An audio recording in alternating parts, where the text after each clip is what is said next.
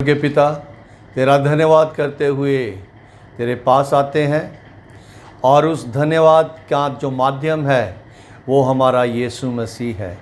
तेरा धन्यवाद हो कि रात भर तूने हमें संभाला, एक नया दिन दिया। इस दिन में जब तेरे जीवित वचन को प्रभु हम पढ़ते हैं, हम सब की सहायता कर ताकि हम तेरे वचन की गहराइयों को सीखें, समझें और उनको अपने जीवनों में अपनाएं। धन्यवाद के साथ प्रार्थना यीशु के नाम से मांगते हैं, आमीन। सबको सुबह की बरकत यानी यीशु की बरकत प्रोग्राम में हम स्वागत करते हैं। पिछले दिनों में धोखा ना खाओ के बारे में बातचीत हम सुन रहे थे।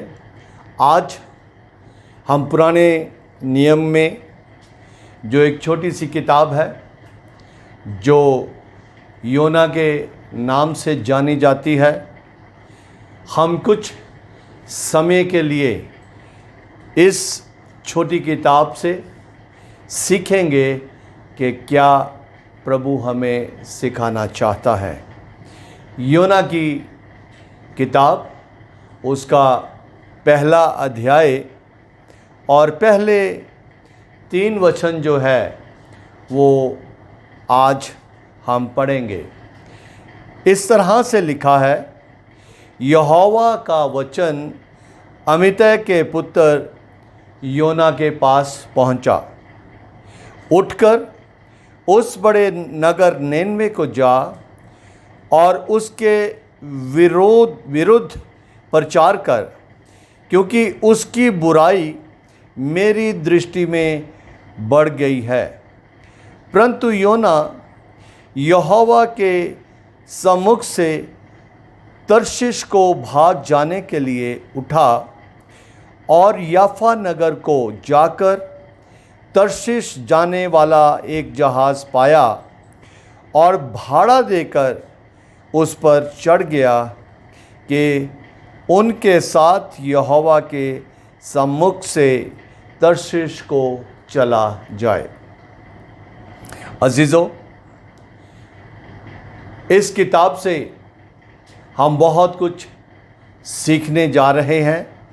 केवल ज़रूरत इस बात की है कि हम इन वचनों को ध्यान से पढ़ें, सुनें और समझें। यहाँ पे सबसे पहली बात जो हमें समझने की ज़रूरत है कि परमेश्वर ने अलग अलग तरह की सेवकाइयाँ इंसान को दी हैं और उनमें से एक सेवकाई जो है वो नबूवत की है। नबी जो हैं ये वे लोग होते हैं जो परमेश्वर से सुनते और परमेश्वर की बात को लोगों तक पहुंचाते। बहुत बार आज भी उस सेवकाई में लोग जो जुड़े हुए हैं वे भविष्यवाणियां करते हैं। पुराने नियम में नबी जो थे वो परमेश्वर से सुनते थे। आज के अगर तो वो परमेश्वर को सुनते हैं तो बहुत अच्छी बात है, लेकिन अगर वो अपनी मर्ज़ी को लोगों तक थोपना चाहते हैं तो वो गलत बात है। कल हमने बहुत विस्तार से पढ़ा था कि धोखा ना खाओ। बहुत भरमाने वाले लोग आएंगे और वो आकर भरमा भी देंगे। इसलिए परमेश्वर का वचन हमें सचेत करता है, हमें वार्न करता है कि हमें उन सारी बातों से बचना है। और कल भी मैंने बताया था कि बच हम कैसे सकते हैं अगर हम वचन को सही रीति से जानते हैं और वचन को सही रीति से ग्रहण करने वाला मन रखते हैं। बहुत बार मसीही लोग जो हैं वो परमेश्वर के वचन की गहराइयों को इसलिए नहीं सीख पाते क्योंकि वो पहले से ही जैसे ही बोला जाता है कि इस किताब से इस अध्याय का ये वचन पढ़ेंगे, तो वो अपने मन में इस बात को सोच लेते हैं कि ये तो हमने पहले बहुत बार सुना है।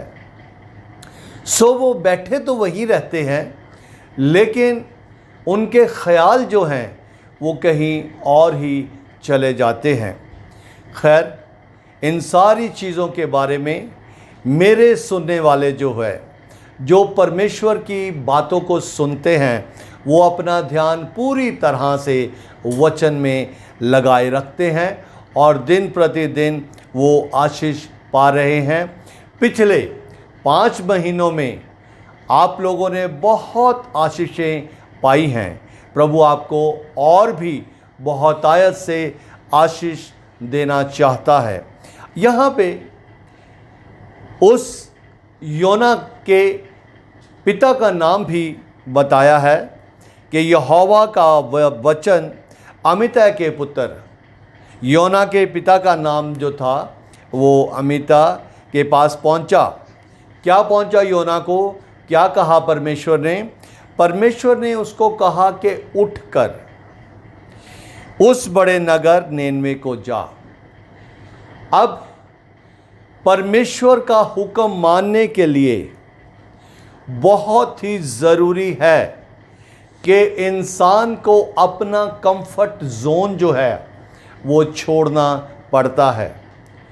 कंफर्ट जोन जो है, अगर हम संसारिक तौर से देखें, हम जिस भी डिपार्टमेंट में काम करते हैं, बहुत बार हमारे जीवन में हमारे शरीर की ऐसी स्थिति होती है कि हम जाना नहीं चाहते, बिस्तर छोड़ना नहीं चाहते, या हमारा मन जो है उस दिन काम पे जाने को नहीं करता, या मौसम बहुत अच्छा है, बिस्तर छोड़ने का मन नहीं होता।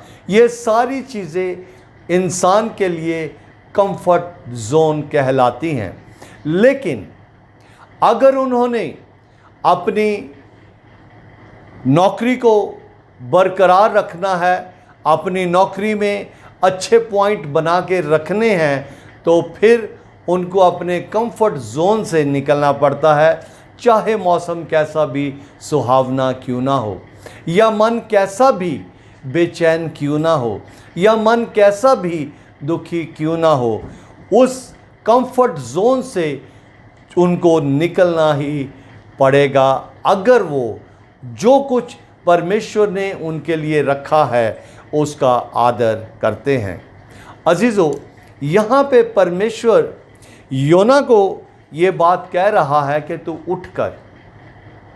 आपको याद होगा कि जब उड़ाऊ पुत्र ने अपने पिता से सारी संपत्ति ले ली जो उसका हिस्सा था, और कुछ ही समय में वो सब कुछ उसने बर्बाद कर दिया और उसकी हालत बहुत ही ख़राब हो गई। उसको सूअरों के बीच में बैठना पड़ा। जो खुराक, जो फलियां जो हैं सूअर खाते थे, वो उसको भी खानी पड़ी। और उस वक्त वो जब किसी भी पेड़ के नीचे सूअरों को चरा रहा होगा जहाँ पे फलियां, और वो ज़रूर वहाँ पे बैठ गया। और हम वचन में पढ़ते हैं कि वो सारी अपनी हालत, अपनी सराउंडिंग को देखकर उसको केवल और केवल सूअर ही नज़र आ रहे, और सूअरों के बीच में से उसको बहुत दुर्गंध आ रही। उस वक्त उसने क्या कहा? उसने कहा कि मैं उठकर अपने पिता के घर जाऊंगा।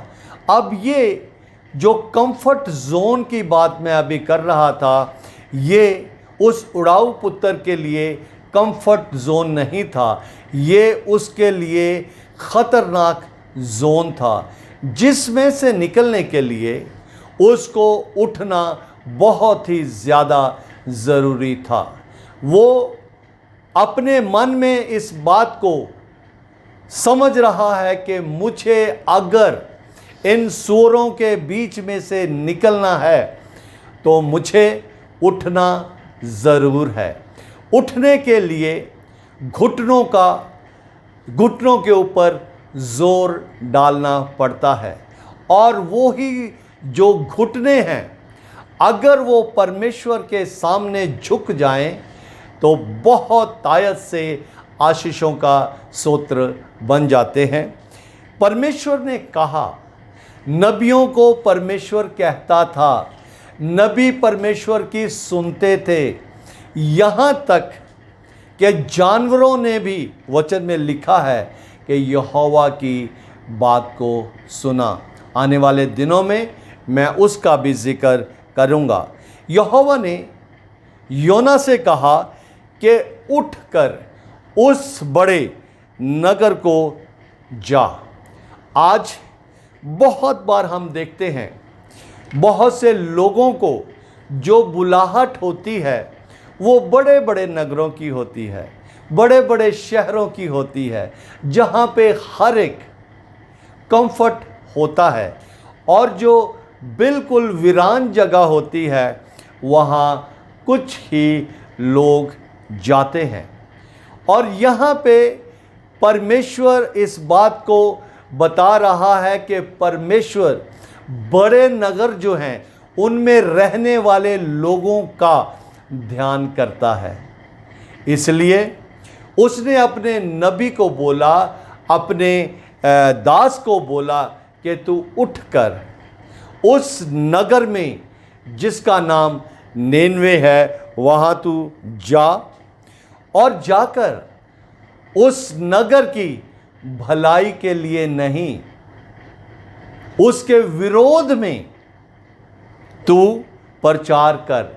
विरोध अगर किसी का किया जाएगा तो उसको ज़रूर परेशानी होगी। किसी व्यक्ति का भी विरोध किया जाना, किसी शहर का विरोध किया जाना आसान नहीं है। और परमेश्वर के वचन में हम देखते हैं कि परमेश्वर के लोगों ने, परमेश्वर के सेवकों ने दुष्टता का विरोध किया। यूहन्ना बपतिस्मा देने वाले ने बहुत ही दिलेरी के साथ जो लोग उसके पास आ रहे थे उनको बहुत ही भयानक शब्द के साथ उसने उनके साथ बातचीत की। लिखा है कि यूहन्ना ने उनको कहा, हे सांप के बच्चों, तुम्हें किसने, ये कोई आसान बात नहीं थी, लेकिन यूहन्ना बपतिस्मा देने वाले के लिए ये बहुत आसान बात थी, क्योंकि वो परमेश्वर का कार्य करने के लिए चुना गया था, परमेश्वर का कार्य करने के लिए ठहराया गया था। अब यहाँ पे हम देखते हैं कि योना को परमेश्वर की बुलाहट थी। योना को परमेश्वर ने इस कार्य के लिए चुना था, और योना को परमेश्वर ने कहा था कि तू उठकर निनवे शहर को जा, जो बड़ा नगर है, और वहाँ उस नगर के विरोध में प्रचार कर। उनके विरुद्ध तू प्रचार कर। क्यों प्रचार कर? क्योंकि उस शहर में रहने वाले लोगों की बुराई, उस नगर में रहने वाले लोगों की बुराई मेरी दृष्टि में बढ़ गई है। परमेश्वर ने उनकी थोड़ी थोड़ी दुष्टता को सहन कर लिया होगा, और काफ़ी समय से वो करता आ रहा होगा, लेकिन अब उसके लिए सहन करना मुश्किल हो गया। और जब परमेश्वर के लिए सहन करना मुश्किल हो गया था तो उस वक्त अपने नबी को कहा। बहुत बार हम संसारिक बात में भी इस बात को कहते हैं कि जब पानी सिर के ऊपर से निकल जाए तो फिर तो कुछ ना कुछ करना ही पड़ता है। और अब यहाँ पे जब उस नगर की दुष्टता जो है वो बहुत ज़्यादा बढ़ गई। तो उस वक्त परमेश्वर ने योना को बोला कि उस नगर के जाकर उसके विरुद्ध में तू प्रचार कर। क्या प्रचार कर? उसने आगे ये सारा इसका वर्णन हमें मिलेगा। तो उस बड़े नगर में जाने के लिए परमेश्वर ने प्रबंध भी कर रखा था। तीसरे वचन में हम देखते हैं कि वहाँ पे इस तरह से लिखा है कि परमेश्वर की आवाज़ को सुना। योना ने सुना। योना ने उसको इनकार नहीं किया कि परमेश्वर मैं नहीं जाऊंगा, लेकिन जब इनकार नहीं किया तो परमेश्वर की बात को उसने माना भी नहीं। बहुत बार परमेश्वर हमें कुछ करने के लिए कहता है, हम ना तो परमेश्वर को इनकार करते हैं और ना ही परमेश्वर की बात के अनुसार करते हैं। वचन में जिक्र है कि एक व्यक्ति के 2 बेटे थे। एक को उसने काम के लिए बोला, उसने कहा कि अच्छा मैं अभी जाता हूँ, लेकिन गया नहीं। दूसरे को बोला कि तू वहाँ पे जा, और उसने कहा कि मैं इस कार्य के लिए नहीं जाऊँगा, और दूसरे ने कहा था कि मैं जाता हूँ। जिसने नहीं कहा था उसने बाद में मन में सोचा और वो उस कार्य को करने के लिए चला गया। योना ने परमेश्वर की बात तो सुनी, लेकिन उसका परमेश्वर को उसने इनकार नहीं किया, लेकिन अपनी ही मर्जी उसने करनी शुरू कर दी। जब उसने कहा कि तू निनवे शहर को जा, तो यहाँ लिखा है कि परंतु योना यहोवा के सम्मुख से तर्शीश को भाग जाने के लिए उठा। परमेश्वर ने उसको कहा था कि उठ, और अब वो परमेश्वर के विरोध में काम उसको क्या मिला था कि निनवे शहर के विरोध में तूने प्रचार करना है, और अब ये परमेश्वर की मर्जी के खिलाफ उठा। उसने जहाँ पे जाने के लिए कहा था वहाँ ना जाकर एक दूसरी जगह जाने के लिए वो उठा। और लिखा है, और याफा नगर को जाकर तर्शीश जाने वाला एक जहाज पाया।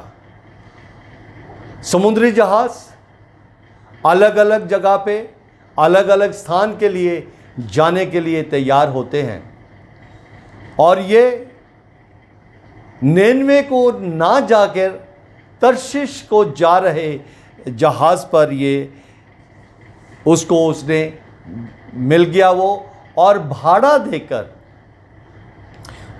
देकर उस पर वो चढ़ गया। अजीजों, बहुत बार हम परमेश्वर के विरोध में चलने के लिए अपना सब कुछ कमाया हुआ खर्च कर देते हैं, ताकि हम परमेश्वर के बताए हुए कार्य को ना करें और अपनी मर्जी करें। और यहाँ पे भाड़ा देकर वो चढ़ गया कि उनके साथ जो ऑलरेडी उस जहाज़ में थे, उनके साथ यहोवा के सन्मुख से तर्शीश को चला जाए। आपसे परमेश्वर इन दिनों में बहुत सी बातें कर रहा है, मैं जानता हूँ। बहुत बार परमेश्वर आपको लोगों तक अपना सुसमाचार पहुंचाने के लिए कहता है। बहुत बार सारी सुविधाएं, सारा प्रोविजन जो है उस कार्य के लिए परमेश्वर कर देता है, लेकिन फिर भी कर नहीं पाते। कारण परमेश्वर की आवाज़ को तो सुना, लेकिन उस कार्य को करने के पीछे परमेश्वर के अनुग्रह से बढ़कर उन सारी बातों का जो डर है, उन सारी बातों के प्रति क्या क्या इसका रिजल्ट होगा, वो पहले से ही अपने दिमाग में सोचकर परमेश्वर की आज्ञा को पूरा नहीं करते। पौलुस रसूल रोमियो की पत्री में 8 अध्याय की 28 वचन में कहता है कि हम जानते हैं जो लोग परमेश्वर से प्रेम करते हैं सारी बातें मिलकर उनके लिए भलाई को उत्पन्न करती हैं। योना ने परमेश्वर की बात को नहीं माना, योना ने अपनी मर्जी की। और आने वाले दिनों में हम इस नबी के चरित्र से सीखेंगे कि हमें क्या करना है। जब हमसे रोज़ वचन बातचीत करता है तो क्या हमें उस वचन के अनुसार कार्य करना है या नहीं। योना को और कोई कार्य करने के लिए नहीं बोला था, योना को ये काम करने के लिए बोला था कि जाके तू प्रचार कर। और आज हम जो यीशु के कहलाते हैं, हमें भी प्रभु यीशु मसीह ने यही हुक्म दिया है कि हम जाकर लोगों को सुसमाचार का प्रचार करें। लोगों को सुसमाचार का प्रचार जो है ना केवल अपने होठों से परंतु अपने कार्यों से करके दिखाएं, ताकि लोग इस बात को जाने माने कि सचमुच इनके जीवनों में परमेश्वर का बड़ा अनुग्रह हुआ है। आज ही एक व्यक्ति के मैं बातचीत सुन रहा था, काफ़ी महीनों से वो बहुत ज़्यादा परेशानी में था, लेकिन अब उस जगह से उसको निकलने का मौका मिला और उसने सुबह की बरकत प्रोग्राम को सुना। आज वो मुझसे बातचीत कर रहा था और बता रहा था कि सुबह की बरकत प्रोग्राम देखकर मुझे बहुत ही अच्छा लगा, सुकून मिला कि चाहे परिस्थितियाँ कैसी भी हैं, आपने सुसमाचार को लोगों तक रेगुलरली पहुंचाने का बीड़ा उठाया है। मैं आपको ये बताना चाहता हूँ कि प्रभु यीशु मसीह इस बात को बहुत ही स्पष्ट रीति से बताता है और प्रभु यीशु मसीह के पीछे चलने वाले व्यक्ति ने कहा है कि जो मुझे सामर्थ्य देता है उसमें मैं सब कुछ कर सकता हूँ। आपके साथ परमेश्वर का सामर्थ्य है। योना के साथ परमेश्वर का सामर्थ्य था, लेकिन योना ने परमेश्वर की बात को नहीं माना। हम जिंदगी में चाहे कितनी ही बार परमेश्वर की बात को ना मानकर कैसी भी परिस्थिति में क्यों ना गए हों, आज मौका है कि हम परमेश्वर की आवाज़ को सुने। उसने जो कहा है कि तुम लोग सुसमाचार सुनाओ, उसको हम सुसमाचार को सुनाएं। प्रभु आप सबको बहुत आशीष दे। लगातार हम इस छोटी किताब से, इस योना नबी के करैक्टर से बहुत सी बातें सीखेंगे। प्रभु आप सबको आशीष दे। आइए प्रार्थना करें। प्रभु तेरा धन्यवाद करते हैं तेरे वचन के लिए।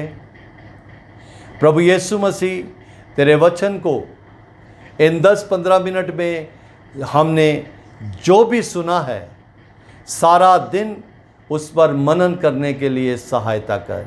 मैं जानता हूँ कि जो लोग तेरे वचन को सुनकर उस पर मनन करते हैं, तो प्रभु उनको बहुतायत से आशीष देता है।